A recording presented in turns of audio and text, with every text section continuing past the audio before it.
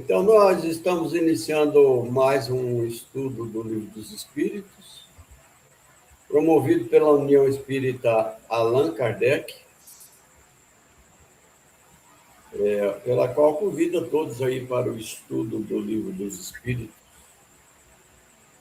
Nós estamos na terceira parte já, Lei da Liberdade, 825 a 872. Capítulo 10, item 8º. Fatalidade, 851 a 857. Hoje é dia 5 de fevereiro de 2026. Nossa live é todas as quinta-feiras, às 19 horas, aqui, horário do Mato Grosso do Sul. Horário de Brasília, 20 horas. A reunião é online e o link está embaixo a seguir. A pergunta de hoje é 850, né? E a live já é de número 159. Quer dizer, em 159 lives, nós conseguimos chegar na pergunta de número 850 do Livro dos Espíritos. Se não me engano, parece que é 1019 perguntas e respostas, né, do Livro dos Espíritos. Então, como é de praxe, nem poderia ser diferente, nós vamos fazer uma prece assim. E o endereço lá da nossa casa fica na Rua Viena, 5.565, Jardim Monte Líbano. Agora sim, nós vamos fazer a nossa oração, pedindo a Deus a proteção, que a gente possa estar com a cabeça bem boa, né, para assimilar bem o que vai ser passado para nós, os nossos irmãos também, o Dilon, o João, né? E mais alguns que poderão entrar no transcorrer da nossa live de hoje. Mestre amado Jesus, pedimos nesse instante a proteção de Deus, mas também de Jesus, o nosso Mestre, e Nossa Senhora, a mãe querida de Jesus, aquele Espírito de muita luz, possa estar junto conosco, nos envolvendo, abrindo a nossa mente, a nossa inteligência, para que a gente possa assimilar da melhor maneira possível o estudo do Livro dos Espíritos nesta tarde e noite, né? Porque já é noite, 19 horas. Pedimos também a proteção especial para o meu irmão Adilon, que vai conduzir para nós o estudo. Que Deus e Jesus, o nosso Mestre, possa estar junto conosco, hoje e sempre. Que assim seja. Que seja. Palavra ao nosso irmão Odilon. Muito bem, boa noite. Hoje, 5 de fevereiro de 2026.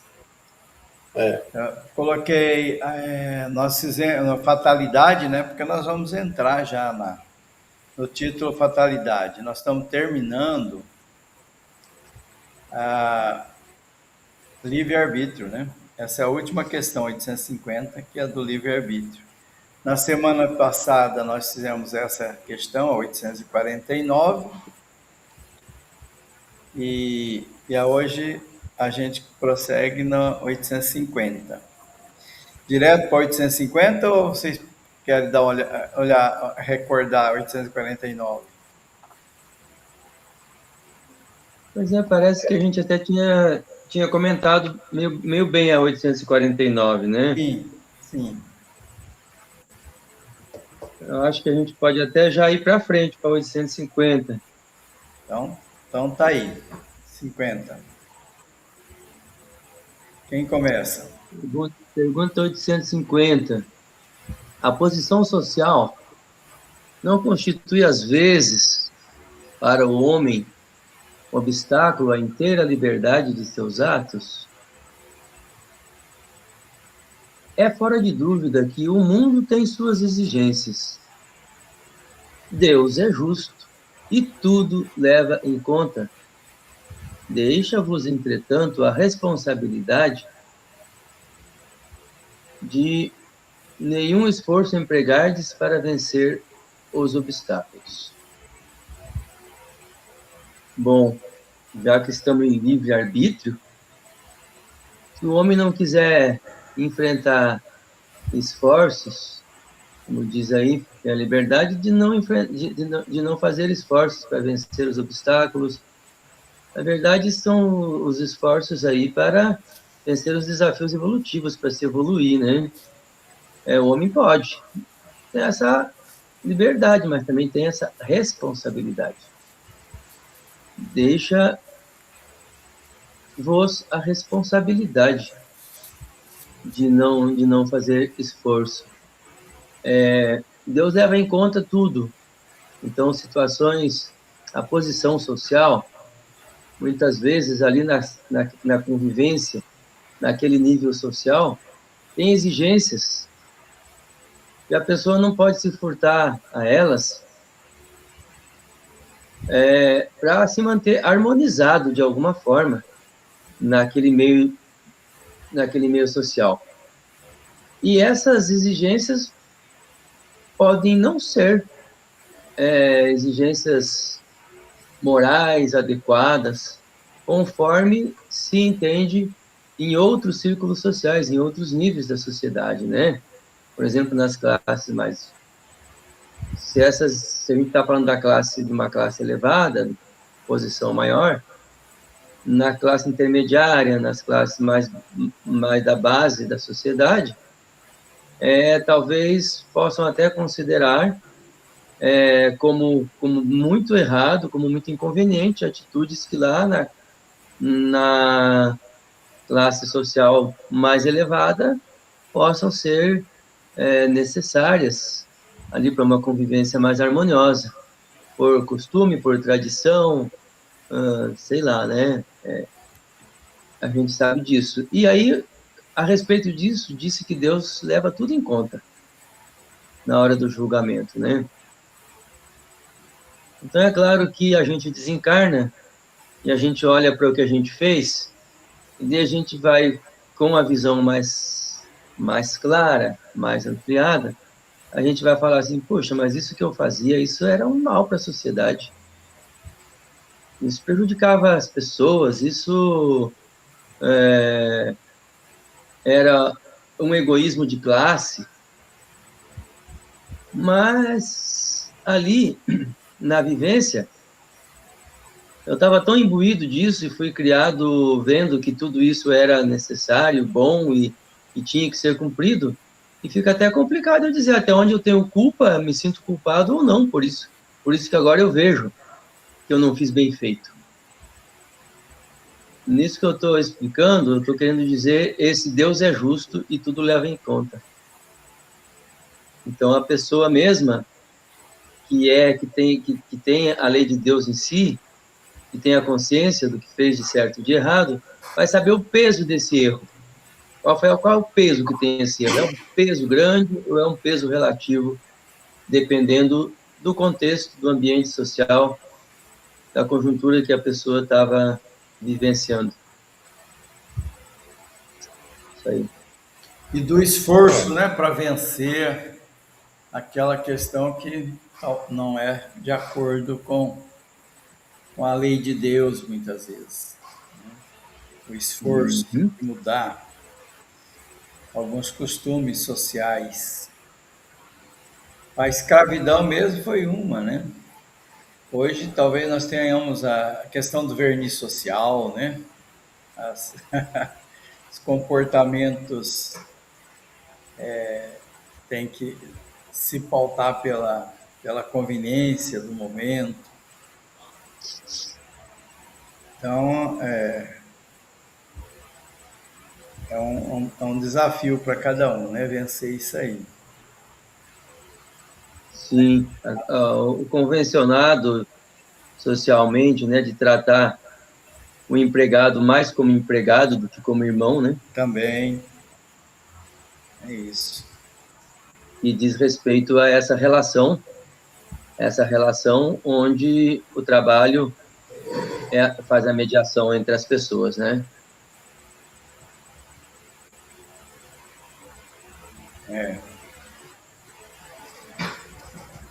Mais alguma coisa? Vamos para frente. Ah, 851, então. Opa! Lá vamos nós para fatalidade. O novo título, fatalidade. Aí está 851, Orlando. Haverá fatalidade nos acontecimentos da vida, conforme o sentido que se dá a esse vocábulo, quer dizer, todos os acontecimentos são predeterminados.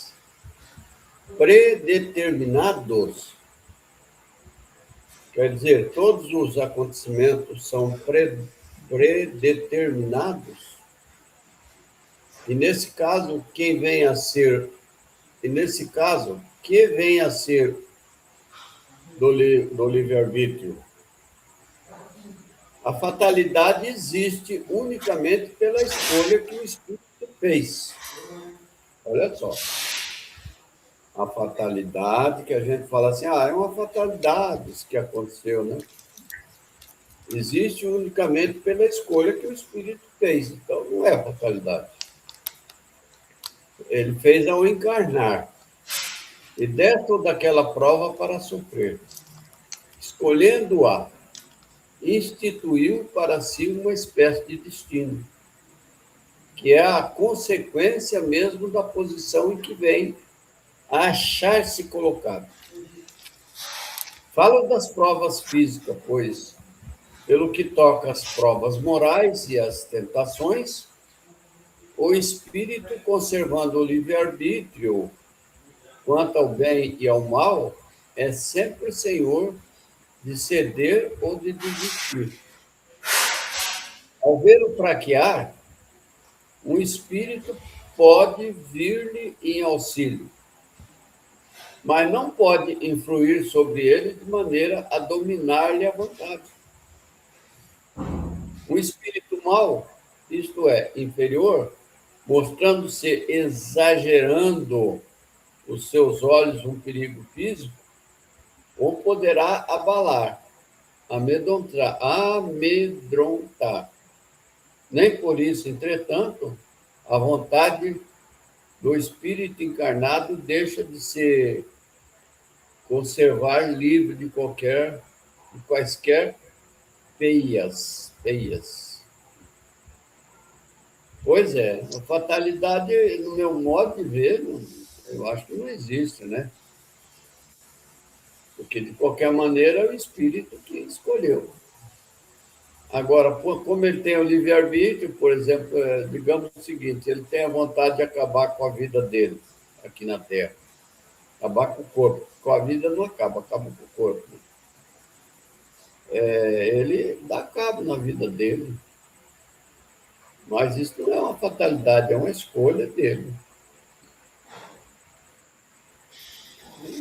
É o que eu posso comentar, né? Quando essa questão do livre-arbítrio, determinismo, né, que vem a ser a tal da fatalidade, né? Já teve alguns debates sobre essa questão, né? Na questão de Deus, Deus sabe o que vai acontecer. Então não é uma fatalidade. Se ele já sabe o que vai me acontecer, não seria uma coisa já pré-determinada? Então, pré-determinado porque ele tinha que passar por aquilo, era um débito. Então não é uma fatalidade? Não, débito ou não débito, né? Todos os acontecimentos da nossa vida, Deus sabe, não é? Deus conhece o futuro, o presente, o passado, então ele sabe o que vai acontecer. Se ele sabe o que vai acontecer, não é uma fatalidade? Essa que seria o questionamento. Eu penso que não, né? Essa questão aí, ela dá pano para manga, viu? Determinismo, né? que é onde existe a questão do determinismo. Essa questão mesmo que você... as coisas. Isso mesmo que você está levantando aí, Odilon, né? Deus sabe o que vai acontecer. E a gente poderia dizer, muitas vezes, um espírito mais elevado do que nós já sabe o que vai acontecer. Porque conhecendo-nos, já sabendo dos nossos padrões de ação, já sabendo da energia, já vendo a energia que nos move, nossos interesses, nossas viciações, nossas manias repetitivas das mesmas coisas, nós já temos uma previsão. Um outro espírito, eu diria, ele já tem uma previsão muito clara do que vai acontecer. Vai acontecer que vai ter uma tentação, e essa tentação ele vai sucumbir de novo, porque está no padrão de ação dele sempre sucumbir a essa tentação. E dá para se ver na energia dele, dá para se ver nele, que ele não está preparado para não sucumbir. Pronto, está feita a previsão. O resultado vai ser tal resultado. Então, aí falou de duas coisas, né? Falou de coisas, provas físicas, primeiro. Provas físicas, e depois falou de morais, questões morais. Então, a fatalidade unicamente pela escolha que o espírito fez ao encarnar desta ou daquela prova para sofrer. Ela existe. Porque o espírito já determinou. Então tem uma fatalidade, só que é uma fatalidade sujeita a uma escolha anterior do espírito, enquanto ele estava livre para escolher. Porque a questão é como é que fica o livre-arbítrio. Então o livre-arbítrio veio antes dessa fatalidade, disso que a gente entende por fatalidade. Então já não é mais fatalidade, né? É fatalidade no sentido de uma escolha, de cumprimento de uma escolha, de execução de uma programação feita. Escolhendo-a, institui para si uma espécie de destino, que é a consequência mesma da posição em que vem a achar-se colocado na sociedade. Fala das provas físicas. Então tá aí as provas físicas, né? A conjuntura social em que ele vai viver, as tentações ali, os erros que já são comuns acontecer, as dificuldades de sobrevivência, que ali já são bem possíveis ou já estão acontecendo, né? Então já tem essa fatalidade dessas provas físicas. Mas que a gente vê que não é uma fatalidade, é uma consequência do livre-arbítrio. As provas morais, ao que toca nas provas morais e as tentações, o espírito conservando o livre-arbítrio quanto ao bem e ao mal é sempre senhor de ceder ou resistir. Ao vê-lo fraquejar, um bom espírito pode vir-lhe em auxílio, mas não influir sobre ele de maneira a dominar a sua vontade. Então, os espíritos bons fazem uma sugestão. Nós temos, se não me engano, na pergunta 458, que de ordinário, muitas vezes não, né? De ordinário já é. De ordinário, os espíritos nos dirigem. A influência é tão grande que de ordinário eles nos dirigem. Mas por que eles nos dirigem? Porque os espíritos bons não vão nos arrastar para o bem. Eles vão dar as boas sugestões, que poderão ser ou não ouvidas. E os espíritos mais levianos, de categoria mais inferior, eles vão nos dar as más sugestões, que já é comum a gente aceitá-las. Pronto, vai parecer que eles estão nos dirigindo. E aí, sobre isso, foi a palestra do Jorge ontem à noite. Não foi, Orlando? Foi. No Allan Kardec. Como é que você a lembrou, hein, João? No Allan Kardec foi sobre isso a palestra. Então, os espíritos, eles não nos dirigem. Eles sugerem e eles nos ofertam tentações, né? Mas os bons espíritos também estão ali disponíveis. Se não pedimos socorro e ajuda para eles, acompanhamos os outros. Um espírito mau, inferior, mostrando-lhe, exagerando aos seus olhos um perigo físico, o poderá abalar e amedrontar. Nem por isso, entretanto, a vontade do espírito do encarnado deixa de se conservar livre. Ele é livre de amarras, ele não está amarrado, ele não está coagido a fazer nada, né? Ele está colocado provas para ele, e ele tem a possibilidade de reagir diferente. Então, na verdade, a resposta da pergunta aí, haverá fatalidade? Não há fatalidade. Porque até aquilo que parece fatalidade, que é sobre as provas materiais, foi a escolha do espírito.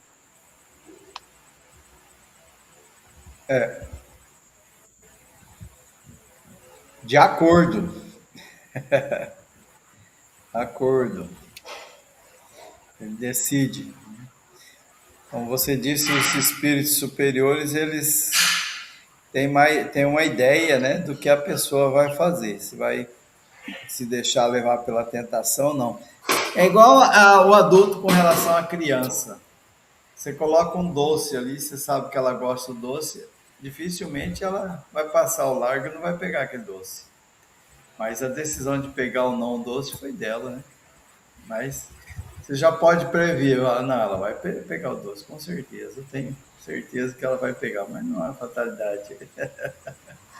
É uma escolha. Tem até uma palestra do Divaldo sobre uma pesquisa chamada o teste do marshmallow. Eu vi aquela. Eu vi pela NET Guimarães. Acho que é, pela NET mesmo. O Divaldo talvez tenha falado também. Muito interessante. Não sei se o Divaldo falou, acho que eu estava confundindo. Muito interessante essa pesquisa. Mais comentário? Vamos para frente. Vamos para frente. 852. 85. Seu Maurício está hoje ou não? Seu Maurício está em Fortaleza, no Ceará. Acho que hoje ele não vai aparecer, não. Certo. Então vou fazer a leitura. Há pessoas que parecem perseguidas por uma fatalidade, independente da maneira por que procedem. Não lhes estará no destino o infortúnio? Aí praticamente dá tudo errado, né? Na vida daquela pessoa, tudo está errado para Deus, né? Pois é. Tem uma falta de sorte, tem um azar, tem um infortúnio, né? É só desastre. Parece que é assim. Parece ser perseguidas por uma fatalidade. Vamos ver. São talvez provas que lhes caiba sofrer e que elas escolheram. Porém, ainda aqui lançais à conta de destino o que as mais das vezes é apenas consequência de vossas próprias faltas. Bom, nós falamos antes consequências de escolhas, né? As provas, chamadas provas físicas, muitas vezes são consequências de escolhas. E aí falou consequência das faltas. E as escolhas, elas também são feitas em razão das faltas, né? Trata de ter pura a consciência em meio dos males que te afligem, e já bastante consolado te sentirás. Então, os males afligem a pessoa, nos afligem de maneira repetida, vão se repetindo, E a gente, tendo a consciência pura, diz aí, né, tranquila, limpa, já fica mais leve, já fica mais fácil. A gente já se sente mais consolado. Essa foi a resposta, então, que pode ser consequência de nossas próprias faltas, essa necessidade de ficar enfrentando repetidamente as mesmas dificuldades. Essa em letra menor é o comentário, Dilon? É, de Allan Kardec. Comentário, né? Então, o comentário acho que pode ser sobre só essa questão. Eu não sei se já é o fim desse ponto. Ainda não. Não, não é não. Não é. As ideias exatas ou falsas que fazemos das coisas nos levam a ser bem ou mal sucedidos, de acordo com o nosso caráter e a nossa posição social. Achamos mais simples e menos humilhante para o nosso amor próprio atribuir antes à sorte ou ao destino os insucessos que experimentamos do que à nossa própria falta. É certo que, para isso, contribui algumas vezes a influência dos espíritos. Aí falou influência dos espíritos. Mas também, o que podemos sempre... mas também o é certo, né? É certo que podemos sempre forrar-nos a essa influência, se livrar dessa influência, repetindo as ideias que eles, repelindo as ideias que eles nos sugerem quando mas. Terminei o comentário? Sim, terminou. Uhum.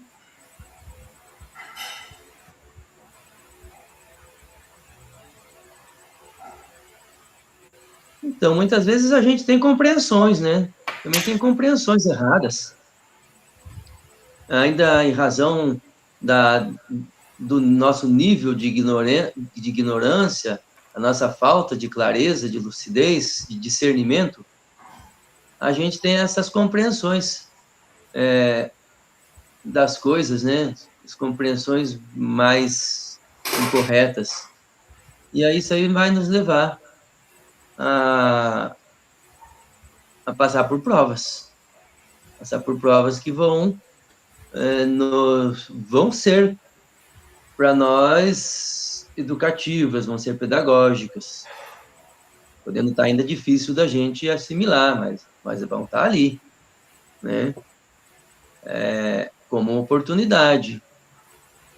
Quer dizer, já está ali maduro, já está ali pronto, já está próximo, mas se a gente não se esforçar, não buscar a ajuda dos bons espíritos, se a gente, por exemplo, vive na sociedade, trabalhando, buscando ser honesto, etc., querendo criar bem os filhos, mas a gente não busca nenhum grupo de estudo, nenhuma igreja, nenhuma filosofia, nem nada que vai nos iluminar para a gente participar, fica difícil aproveitar essa zona de possibilidades que está ali bem próxima para a gente se evoluir, para a gente crescer, para a gente amadurecer, dar esses passos, né? Se ele subir um degrauzinho a mais. E aí a gente vai ficar tendo as dificuldades de enfrentar as provas. Porque não tem recursos, está pobre de recursos e não busca os recursos, né? Também não pede para Deus, não pede para os bons espíritos, não pede para ninguém, não acredita em ninguém, e quando pede para aquele santo que faça aquele milagre da saúde. Aí a única coisa que parece que vale ali é que ele fala assim, ó, meu santo, se você fizer isso para mim, puxa, eu tô tanto com vontade de fazer o bem para alguém, fazer alguma coisa, de desempenhar bem essa minha responsabilidade. Eu acho que muitas vezes os bons espíritos falam, acho que isso já é um ganho. Vamos dar esse estímulo para ele. E aí recebe o tal do milagre, né? Recebe aquela cura, recebe aquela benção. Mas também diz aí da influência dos maus espíritos. E a gente tem como se livrar delas. Quer dizer, vamos voltar ali à pergunta. Pessoas que parecem perseguidas por um infortúnio. Então não há essa perseguição por infortúnio. Não existe. Consequências das escolhas, consequências das nossas faltas e da nossa submissão, da nossa falta de atenção, né?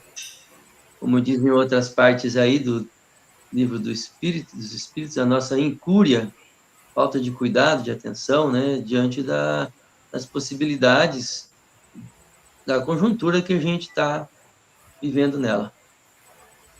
Não sei se me perdi um pouco aí, mas acho que é mais ou menos. Mas é isso mesmo. O João foi muito inteligente. Foi muito inteligente na colocação dele, né? Eu achei interessante aí o finalzinho, porque geralmente a gente é mais fácil para nós colocar culpa nos maus espíritos, os obsessores. É eles, o padre é eles, aconteceu isso porque eles me influenciaram, mas não é não. Você pode ter uma resistência através da sua conduta moral, através da sua maneira de ser, né? Quando você não tem, você abre uma porta fácil que você mesmo vai se dar mal. Muitas vezes não é nem o obsessor, ele encosta perto, deseja que aquilo aconteça com o seu desafeto, mas aconteceu porque a gente abriu a porta mesmo. Acho que a culpa é nossa, né? Não é deles. Agora, para nós é fácil colocar a culpa nos obsessores.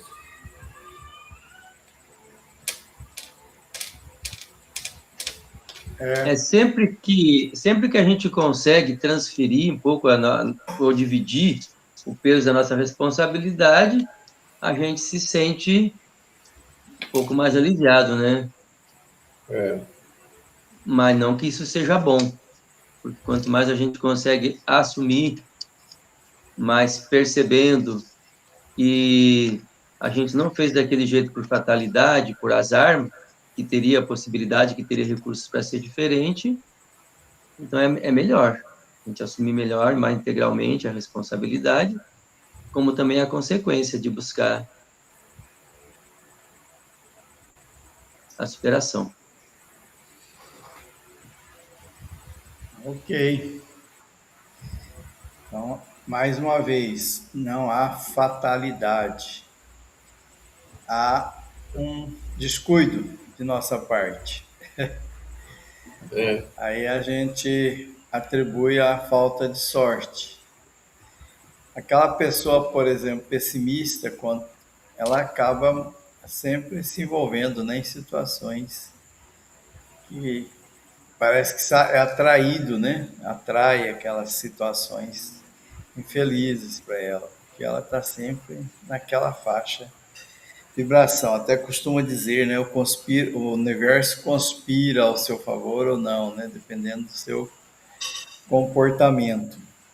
Tem um livro é um romance da Zíbia Gasparetto, que ela cita um caso de uma pessoa que ela reencarnou e ali o espírito colocou o título para aquela pessoa de assassinável.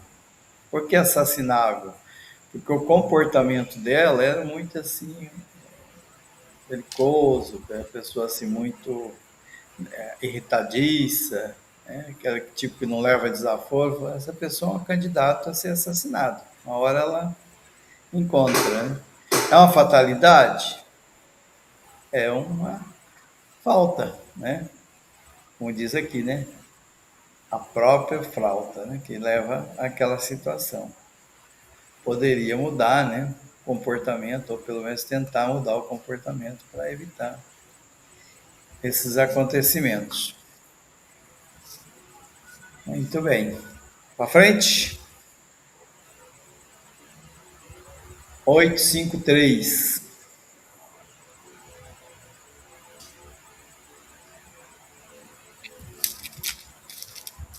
É eu ou é o João? A Orlando, né? O João. É eu? Orlando.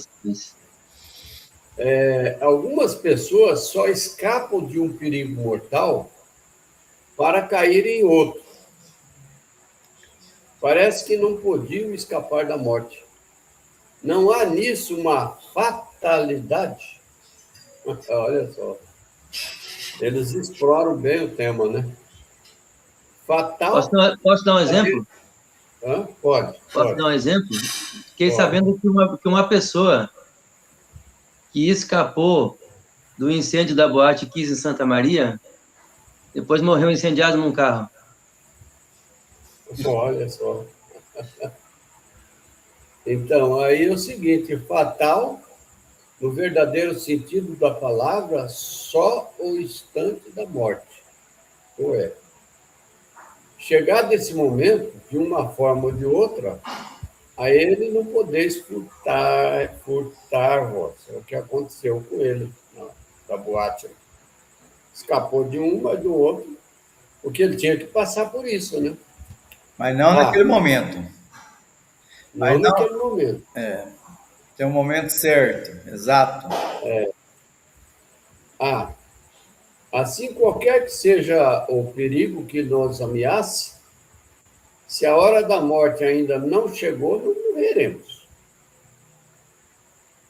Não perecerás e tens disso milhares de exemplos. Quando, porém, soe a hora da tua partida, nada poderá impedir que partas. Deus sabe de antemão de que gênero será a morte do homem e muitas vezes seu espírito também o sabe. Por lhes ter sido isso revelado, quando escolheu tal ou qual existência.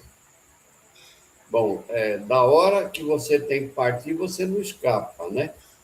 Mas o espírita tem muito uma coisa de dizer assim, que existe uma oratória, né? Eu até já li algumas passagens, por exemplo, eu li uma passagem de um senhor que ele nasceu, cresceu, viveu e criou uma menina, com todo carinho, pegou ela nenezinha, e ele tinha que desencarnar com 55, 56 anos, parece. Acho que é isso. Só que a guria, quando ela ficou mocinha, ela começou a se prostituir.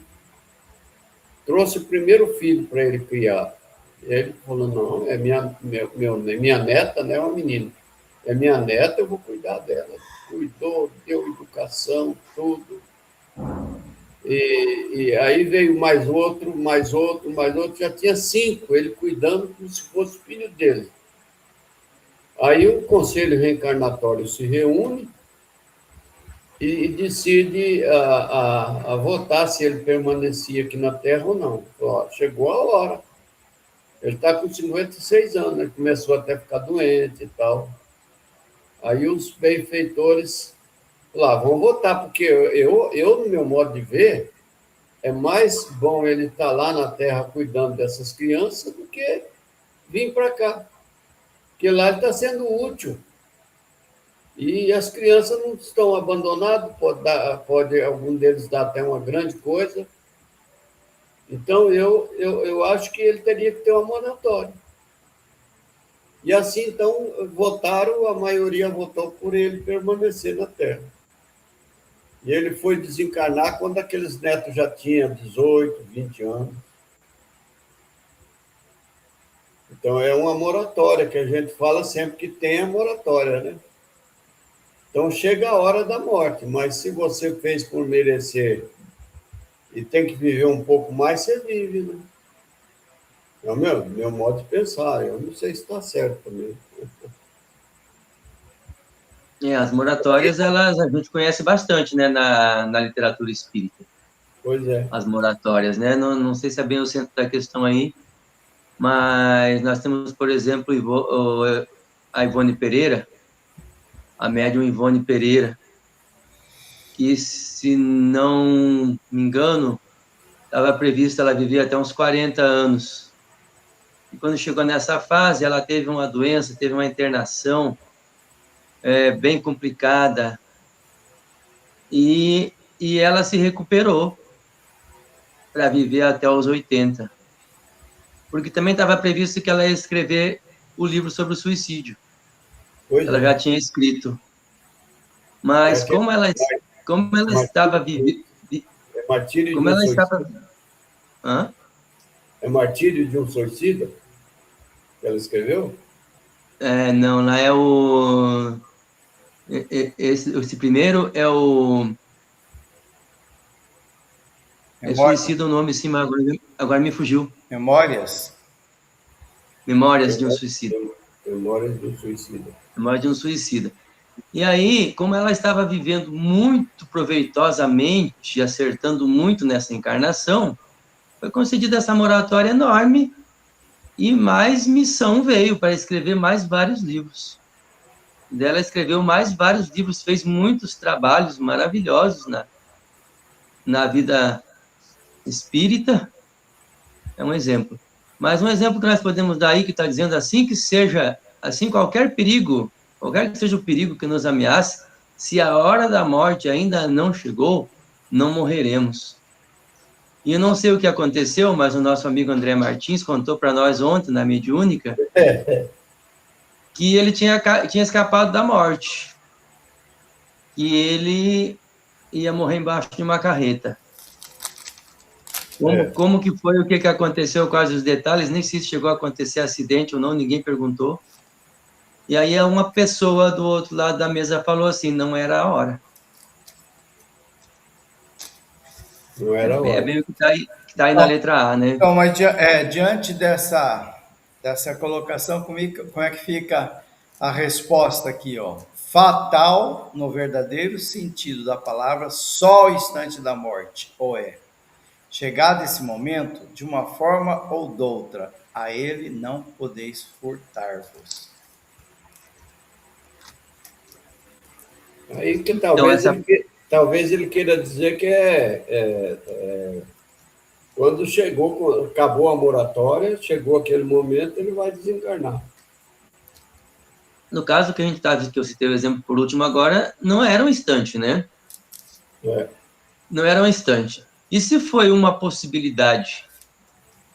Se foi uma possibilidade e em razão dos esforços e do proveito de uma reencarnação, que é uma experiência muito rica, de muito valor, dada ao espírito, é possível que poderia ter sido ali, e é possível que possa ter havido ali um livramento, como se diz, e, nas palavras do Orlando, aí uma moratória, né?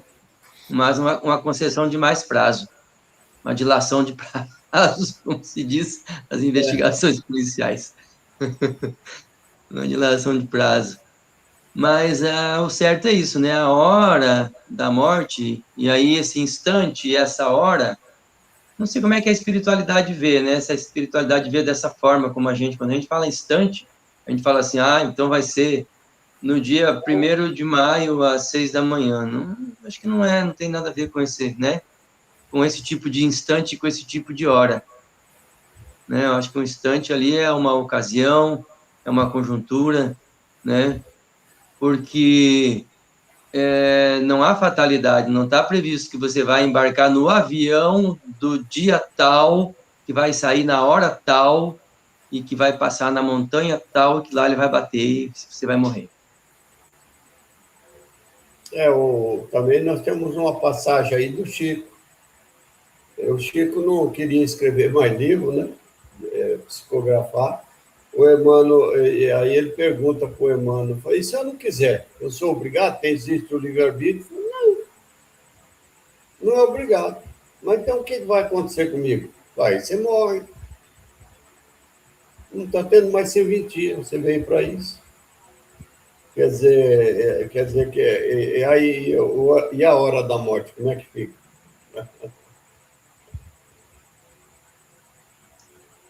Entende, Lô? Eu penso que essa frase ela se aplica a instâncias superiores. Os espíritos que convivem conosco, os benfeitores, os espíritos que são superiores, que estão aqui conosco, eles não têm esse conhecimento. E daí essa questão da moratória e tudo mais, né, ainda faz parte desse pacote, né, de experiência que eles vivem. Então, os espíritos superiores, por exemplo, provavelmente Jesus, né, e Deus, esse sabe exatamente o momento da morte, de antemão. Né? Ah, vai ter moratório, vai ter isso, vai ter aquilo, ele já sabe tudo que vai acontecer. Nesse sentido que eu acho que essa resposta se aplica. A gente sempre ouve assim que os espíritos que convivem conosco e são superiores, eles ainda estão no nível que não é de espíritos extremamente superiores, né? Espíritos crísticos e tudo mais. Eles ainda não têm o conhecimento de tudo. Talvez por isso que a gente se confunde um pouquinho, né? Analisar casos concretos é algo muito complicado, porque nós não temos informação de muita coisa, né? É. É muito complicado. Então, se o Chico contou isso, um significado muito grande tem, mas nós não podemos saber o que é esse morre, né? Como é que é isso? Se esse morre desencarna, se esse morre você fica abandonado pelos bons espíritos, se esse morre você deixa de ter a vida que você está tendo e vai ter uma vida que você não quer. É um gracejo de Emmanuel, né? Até porque Emmanuel, né, e Chico, parece que o nível evolutivo dos dois é muito parecido, né? Tanto é que um reencarnou, o outro ficou e disse que o outro ia reencarnar e o outro ia ficar como mentor. Então, quer dizer que eles têm um nível espiritual muito semelhante, acima da média aqui da Terra, é claro, né?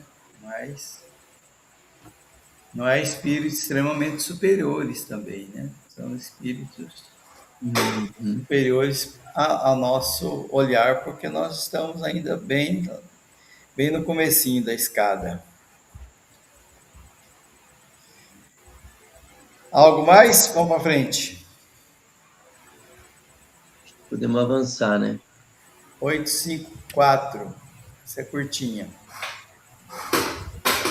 Do fato de ser infalível a hora da morte, poder-se-á deduzir que sejam inúteis as precauções que tomemos para evitá-la? Não, visto que as precauções que tomais vos são sugeridas com o fito de evitardes a morte que vos ameaça. São um dos meios empregados para que ela não se dê. Então, as precauções que a gente toma são meios que nós empregamos para que a morte não aconteça, dizendo aí, naquela hora. Naquela hora, né? Ser infalível a hora da morte. E aí? Adianta alguma coisa fazer esforço para que ela não aconteça? Falou, e adianta, né? Não são inúteis esses esforços. Eles são meios empregados para que ela não se dê. Agora, se ela vai se dar ou se ela não vai se dar, eu diria aí que, sendo infalível, né, não tendo como se furtar, eu acho que sempre ou quase sempre, se esse momento não for um momento e essas precauções e tudo não tiverem uma finalidade muito nobre na vida desse espírito que já estaria ali na hora de acontecer essa morte, esse encerramento, né, esse desencarne, esse retorno, porque como o Orlando falou do Chico, pode ser que o espírito estava respondendo para ele, olha, daí acabou as tuas possibilidades evolutivas nessa existência, não tem mais por que você ficar vivendo. Então, fazemos uma previsão de que teremos um tipo de morte, e que esse tipo de morte será ali pelos 60 anos. Chegado aos 60 anos, nós podemos estar lutando bastante para não ocorrer aquele tipo de morte, cuidando do coração, que ia ser o motivo da morte, fazendo atividade, trabalhando na seara espírita, fazendo bem, tá lá praticando a caridade, buscando se melhorar. Poxa, será que não tem importância isso? Meios para que a morte seja evitada naquela hora, naquilo que era mais ou menos o momento. Então, os próprios espíritos, como já temos muitos exemplos, vão nos ajudar para que essa hora não seja tão assim infalível. As coisas vão acontecer como tem que acontecer, mas num momento mais adequado. É um entendimento aqui, né? Não sei se estou forçando a barra. Então, até essa mensagem do Emmanuel, o Chico, chama atenção até de nós, né? O Dilon gosta de falar que ele gosta muito daqui, não quer ir tão cedo. E agora eu não quero ir, né, Dom? Assim que ele fala. Não sei se ele ainda está com esse propósito. E eu também sigo o mesmo padrão do Dilon. Falei, eu agora não quero ir, não. Estou muito bem aqui, graças a Deus. E aí começa a pegar trabalho, né? Igual lá a União lá Espírita, lá, o João foi testemunha. Não tinha ninguém que queria assumir. Eu falei, eu vou assumir, que sabe Deus me dá mais 2 anos de vida. E assumi. E a gente faz sempre naquela esperança que vai conseguir ficar um pouco mais tempo aqui. Vai esticar a existência, né, João?